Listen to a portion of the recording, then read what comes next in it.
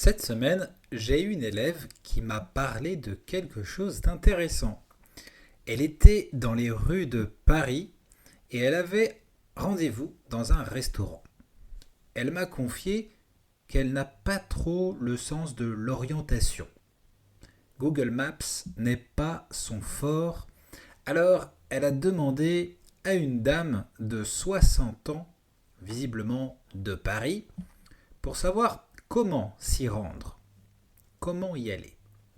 Et dans la réponse de cette charmante dame, mon élève a remarqué quelque chose, qu'elle n'était pas si sûre du chemin à prendre. Mais elle insistait sur le fait qu'elle savait. Alors, je vous dis ce qu'elle lui a dit. Elle a dit: je connais très bien le coin, alors de mémoire, c'est par là. Vous allez voir, c'est facile, hein, c'est par là, oui, oui, oui, oui. Et cette manière de s'exprimer lui a donné à mon élève une sensation qui lui confirmait que les Français voulaient toujours montrer qu'ils savaient. En d'autres termes, qu'ils avaient toujours raison. Si vous vivez avec des Français, est-ce que ça vous arrive? Bonjour, je suis Jonathan, professeur de français natif et coach pour tous ceux qui souhaitent gagner en confiance en français. Dans mon podcast, toutes les semaines, vous allez améliorer votre compréhension du français, mais aussi à débloquer votre apprentissage et enfin à mieux comprendre les codes culturels français. Sachez que vous pouvez accéder à la transcription gratuite et aux flashcards sur mon site web www.tavieenfrançais.com. Et si vous avez un moment, vous avez aussi la possibilité d'évaluer ce podcast avec une étoile et un commentaire. J'ai réfléchi sur le sujet et je vais vous dire une chose. Peut-être que le fait de vivre à l'étranger m'aide à prendre de la distance. Je ne sais pas si c'est ça ou si c'est juste mon opinion et mon expérience qui me fait dire que je fais aussi ce même constat. Pas pour tous, bien sûr, mais bien évidemment, je compare avec le pays où je vis maintenant et je dois dire qu'en Espagne aussi, je le vois. Cette nécessité que l'humain veut avoir toujours raison. Oui, je dis l'humain parce que je pense qu'en fait, on veut tous avoir raison, d'une manière ou d'une autre, et qu'on a tous du mal à accepter d'avoir tort sur le moment, non? Bien sûr, moi, ça m'arrive. Et quand c'est le cas, j'essaie d'y réfléchir parce que je ne veux pas montrer que je suis une personne qui a toujours raison. Parce que déjà, ça ne me ressemble pas. Et surtout, parce que même si je suis convaincu que j'ai raison, au fond de moi-même, je pense qu'il est toujours bon d'écouter l'autre. Donc oui, c'est humain de dire qu'on a raison, qu'on est convaincu. Et oui, on croit en nos croyances. Elles sont profondes. Et c'est normal. Et vous voyez, si je compare avec l'Espagne, ce que je remarque dans mes relations ici, c'est que les gens peuvent aussi avoir des difficultés à reconnaître leurs torts. Mais la différence avec la France, je pense que c'est qu'ils vont argumenter ou non en fonction du thème. Ce que je vois, c'est que si c'est un thème qui n'a pas d'importance aux yeux d'un Espagnol, alors il va terminer la conversation plus rapidement qu'un Français. Il ne va pas se prendre la tête à argumenter parce que peut-être ça n'a pas de sens pour lui sur le moment. Je ne sais pas si vous le savez, mais de manière générale, et là évidemment je simplifie un peu, d'accord? La culture espagnole peut-être a tendance à être moins confrontationnelle sur certains sujets que la culture française. En France, l'art de l'argumentation et du débat est presque une tradition nationale. Les Espagnols, eux, accordent plus souvent d'importance à la convivialité et au moment partagé que à la victoire argumentative. Un Français, lui, peut se lancer dans un débat passionné, même si ça chauffe un peu. On dit cette expression ça chauffe un peu quand on veut dire qu'il y a de l'animosité dans le débat, quand les confrontations commencent à se faire sentir. Ça chauffe. Quand il y a une opposition, c'est comme si ça lui donnait un défi. Ça le pousse à continuer aux Français. Ou par exemple, remettre en cause une fête, un plat traditionnel, ou je ne sais pas, une habitude culturelle en France. Eh bien, on peut le faire pour le plaisir de débattre. En Espagne, ça dépend. Mais ça peut être évité par courtoisie ou pour ne pas froisser les autres ou offenser. C'est-à-dire pour ne pas créer de tension. Mais alors pourquoi c'est si marqué en France ? Bon, en France, la manière dont on communique et on débat est très marquée par une tradition culturelle particulière. D'abord, on accorde beaucoup d'importance à la capacité à argumenter et à défendre nos idées. Dès l'école, on apprend à structurer notre pensée, à présenter des arguments logiques et à répondre aux objections. Et cette habitude se retrouve aussi dans la vie quotidienne, que ce soit lors de discussions entre amis, dans les médias ou même dans les repas de famille. Pour un Français, un bon échange est souvent une sorte de jeu intellectuel où chacun essaie de convaincre l'autre. Ce n'est donc pas forcément une question d'ego ou d'orgueil, mais plutôt une manière naturelle de communiquer. Et puis, il y a une forte valorisation des idées abstraites en France, et aussi de la cohérence intellectuelle. En fait, les Français, ils aiment réfléchir sur les principes, sur les concepts et les grandes idées. Ce qui peut parfois donner l'impression qu'ils insistent à avoir raison. C'est qu'ils ne cherchent pas forcément à conclure rapidement un débat ou à éviter la contradiction. Au contraire, parfois, ils recherchent l'opposition pour faire réfléchir les autres. Et dans beaucoup d'autres cultures, l'harmonie sociale, la recherche d'un accord rapide, eh bien, c'est la priorité. Ce qui fait que les discussions sont plus consensuelles ou plus diplomatiques.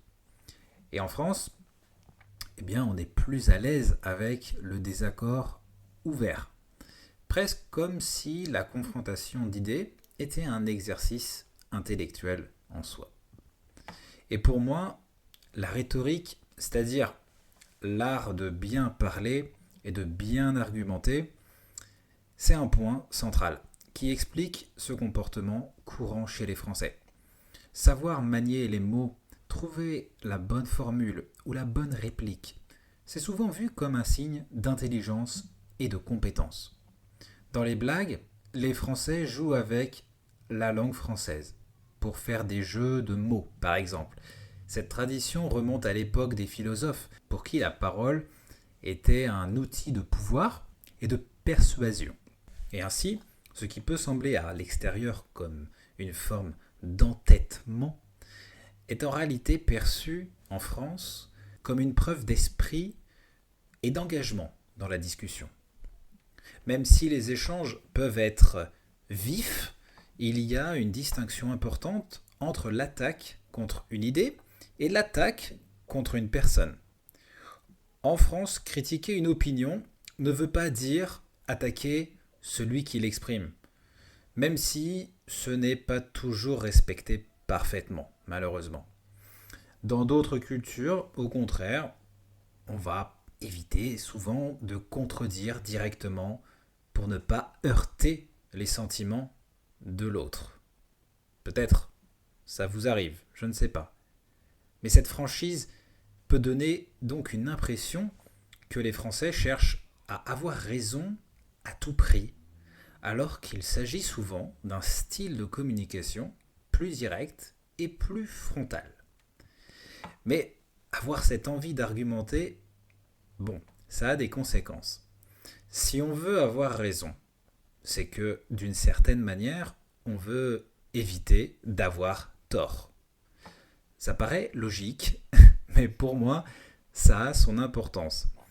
Parce que, comme beaucoup d'étrangers qui interagissent avec des Français, j'ai la sensation que c'est quelque chose de très français d'éviter d'avoir tort.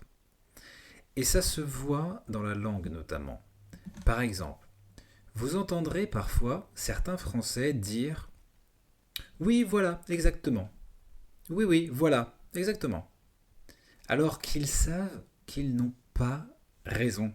Alors c'est un peu drôle quand on le dit comme ça, mais pour être honnête avec vous, ça me fait un peu de peine, parce que pour moi, quand il y a des conversations un peu tendues, eh bien, ça serait tellement plus facile d'admettre son tort ou ses erreurs. Et malheureusement, sincèrement, je ne le vois pas assez. Peut-être que c'est tellement ancré dans la culture française que ça en est difficile d'accepter nos torts. Pour moi, ça résoudrait beaucoup de tensions et de conflits. C'est un peu comme si les Français étaient pris à leur propre piège, non? Et quand ça arrive que les Français argumentent beaucoup pour éviter d'avoir tort, on a la sensation que les Français sont arrogants, qu'ils veulent montrer qu'ils savent tout. Mais cette perception, c'est vraiment la bonne? Eh bien, je ne suis pas si sûr.